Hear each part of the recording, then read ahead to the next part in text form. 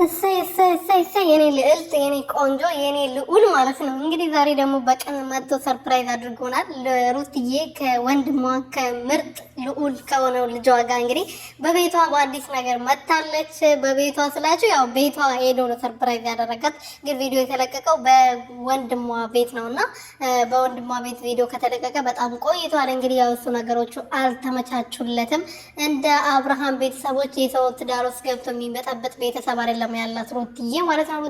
የሩትዬ ቤተሰቦች የተከበሩ ናቸው። የምሬን ነው የተከበሩ ማለት ነው። አንዳቸው መጥቶ ለማስታረቅ ወይም ደግሞ ለማጣላት ሙከራ አላደረጉም። በተቻላቸው አቅም ሩትዬ ለብቻ ነው ለማናገር የሞከሩት እንጂ አብርሽን አንድ ቀን መጥቶ ይሄን አድርግ ሲሉት አልነበረም። እና ፈጣሪ ያክብራቸው። የተከበሩ ቤተሰቦች ናቸው። የምሬን ነው። ብዙ ነገር እያዩ ልጃቸው እንደዚህ እየሆነች እያዩ በውስጥ ቢያናግሯት ነው እንጂ ሚዲያ ላይ መጥቶ ራሳቸውን ያረከሱ ማንም የለም። ሰላም ቤተሰብ እንዴት ናችሁ? ደህና ናችሁ ወይ? እኔ በጣም ደህና ነኝ፣ እግዚአብሔር ይመስገን። በያላችሁበት ሰላማችሁ በዚህ ትርፍርፍ ይበልልኝ። ለዚህ ቤት ለዚህ ቻናል አዲስ የሆናችሁ ሰብስክራይብ፣ ሼር፣ ላይክ እያደረጋችሁ ቤተሰብ እንድትሆኑ በትህትና እየጠየኩኝ ሩትዬ ልዕልቷ ዛሬ ከወንድሟ ከእውነተኛው ወንድሟ ጋር ነው የመጣችው። ዛሬ ከማንም ወንድም ነኝ ብሎ ለሚናገር ዝም ብሎ የሚናገረው ሳይሆን እውነተኛው ወንድሟ መሆኗ ራሱ እንደዚህ ፊቱን አይታችሁ ማየት ትችላላችሁ። እውነተኛ ወንድሟ ይሄ ነው። ያ ሮቤል የሚባለው ሲጀመር እውነተኛ ወንድሟ አይደለም፣ ወንድሟም አይደለም። ለማንኛውም ሩትዬ የኔ ቆንጆ እንኳን ደህና መጣሽልን፣ ደስ ብሎናል።